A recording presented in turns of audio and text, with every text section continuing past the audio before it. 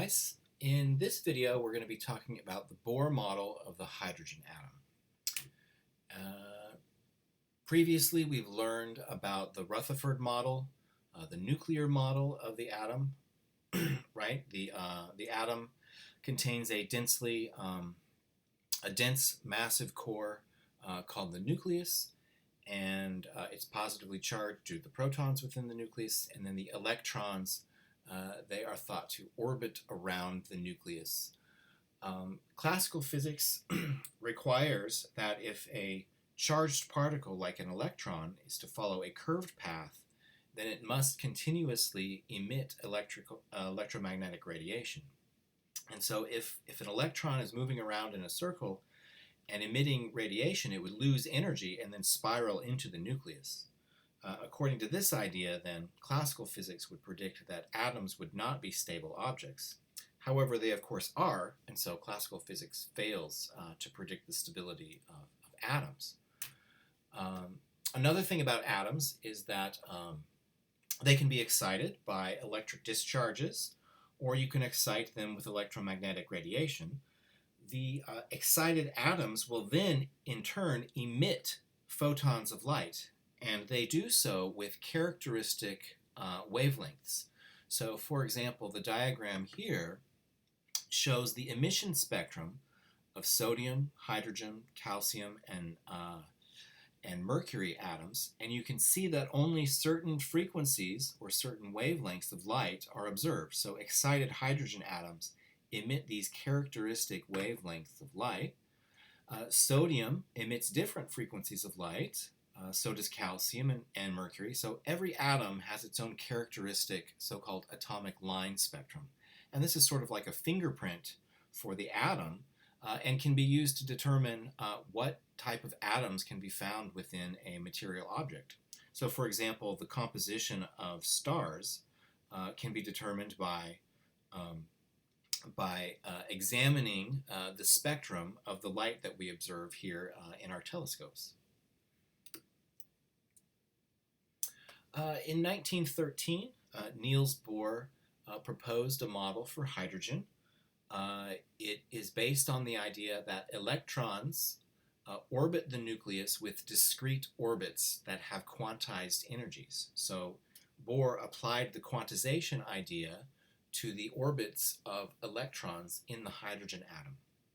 And from his analysis, he predicts that the energy of an electron in a given orbit is proportional to minus 1 over some quantum number n squared. N is called the principal quantum number.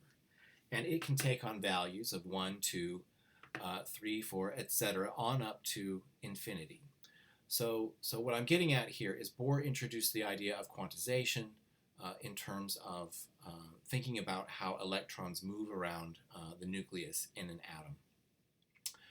Bohr also introduced something called the resonance condition, which allows you to calculate what are the transitions between energy levels for these electrons. So as the electron is excited or de-excited, you can use this idea of Bohr to figure out what wavelength or frequency of light is associated with that electronic transition. So a photon energy is given by h times nu. We've learned that previously. Or you can write it in terms of the wavelength of the photon. The resonance condition states that the energy of the absorbed or emitted photon is equal to an energy difference within the atom. Okay, so when a photon, so for example, when an excited atom, such as this H star here, emits a photon, the electron in the atom undergoes a jump between two of the discretely allowed orbits. For emission, the electron starts at a higher energy orbit and then goes to a lower energy orbit, and in the process it emits a photon. Atoms can also absorb photons, and so if you have an atom in a lower lying energy level, it can absorb a photon of energy and then become excited. In this case, the final quantum number is larger than the initial quantum number. So the resonance condition states that the energy of a photon that is absorbed or emitted is equal to an energy difference within the material system. So here's a diagram showing us the different energy levels from Bohr's theory. So starting with n equals 1, this is the lowest lying energy level for the electron in the atom. This is called the ground state. And all other states with higher quantum numbers are called the excited state. So for n equals 2, here's the second energy level. For n equals 3, here's the third energy level, the fourth, the fifth, etc. And as you keep going to higher and higher energy, as the quantum number gets larger and larger and larger, the energy levels get closer and closer together. You can use the resonance condition to then calculate the wavelength of light that's emitted when the hydrogen atom undergoes a transition between two quantum numbers. So we'll let Ni be the initial quantum number and Nf the final quantum number. This R infinity, this is called the Rydberg constant, which Bohr has determined in terms of fundamental physical properties, such as the mass of the electron charge, Planck's constant, speed of light. This is called the permittivity of free space. In the end, when you substitute in all of these constants, you get a Rydberg constant that's 1.097 times 10 to the 7 reciprocal meters. Anyway, so using this constant and choosing the two quantum numbers, the initial and the final quantum number, you can calculate the wavelength of the photon that is absorbed or emitted for that particular transition. And so that's what's done here. In this example, this first part, we're being asked to calculate the wavelength of light emitted when an electron in a hydrogen atom undergoes a transition from the n equals 4 energy level to the n equals 2 energy level. We are using the Rydberg formula to solve this problem. 1 over the wavelength equals the Rydberg constant times the quantity 1 over Nf squared minus 1 over Ni squared, where Nf and Ni are the quantum numbers involved in the transition. So here we're going from n equals 4 to n equals 2. I'm going to substitute in the Rydberg constant.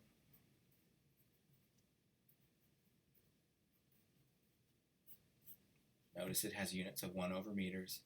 And then we'll have 1 over 2 squared minus 1 over 4 squared. And so we'll calculate this very quickly.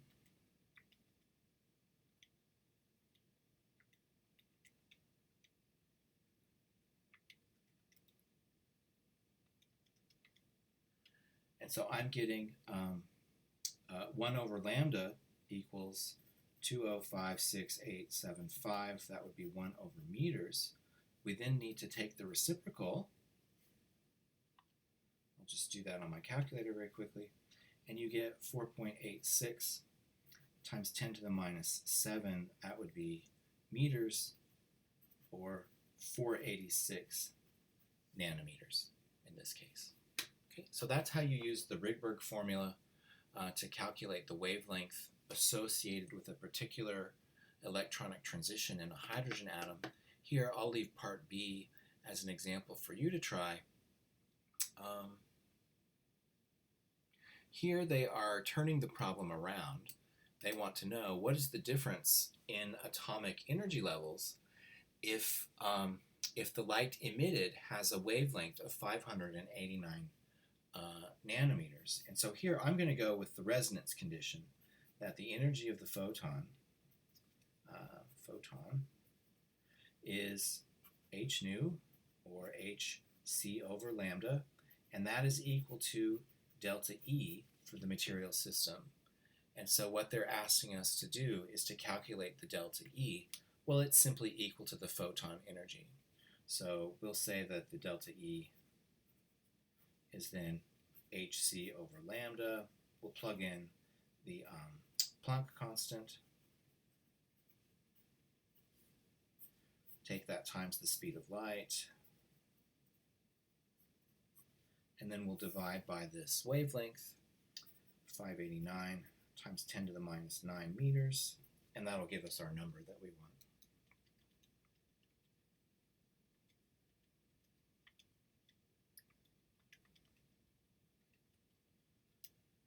and I'm getting something like 3.37 times 10 to the minus 19 joules out of that. So the energy difference between different levels of the electron in the hydrogen atom are very small. They're on par with the energy of a single photon. Oh, here we have a conceptual question. So we're considering an atom that has a line spectrum that consists of two lines, a red line and a blue line. Assuming that each line corresponds to a transition between two adjacent energy levels, sketch an energy level diagram with three energy levels that might explain this line spectrum. Okay, so we have to take into account what they're telling us. So first, three energy levels for an atom like hydrogen would have something like this, three energy levels. And so we'll just call this 1, 2, and 3. And now what they're saying is that the transitions occur between adjacent energy levels. So they're saying that one transition is like this, and then the next transition is like that. Okay, so that's what they've told us in words. And now they want us to identify the color of the photon associated with these transitions. So we need to take into account that we've got two transitions. One is blue and one is red. Red is going to have longer wavelength, longer lambda. It's going to have a smaller, it'll have a smaller frequency, and it's going to have a smaller energy. I'm basing this all on the idea that the photon energy is h nu hc over lambda. There's a direct relationship between energy and an inverse relationship between energy and wavelength. So the blue one is going to have a shorter lambda than the red one. It's going to have a larger frequency and a larger energy. So looking at these two transitions, we see the one with the larger energy. This is going to be the blue one, and this is going to be the red one. Okay, so that's the logic behind this question. Next, consider a transition from the highest energy level in the diagram to the lowest energy level in the diagram. How would you describe the color or region of the spectrum corresponding to this transition? So I'll give myself a little bit more room here. They want us to do this transition here and try to figure out what would be the wavelength of this type of transition. It needs to have a shorter wavelength than the blue one, so I suppose it could be violet, but it's probably in the ultraviolet range. And so I'm going to say this is going to be a UV photon. Okay, so the Bohr model describes the energy of electrons within the hydrogen atom, and it is also used to explain the line spectrum of atomic hydrogen in terms of transitions between discrete energy levels or electron jumps. Well, I'm going to go ahead and stop this video here, and we'll start with the quantum theory in the next video.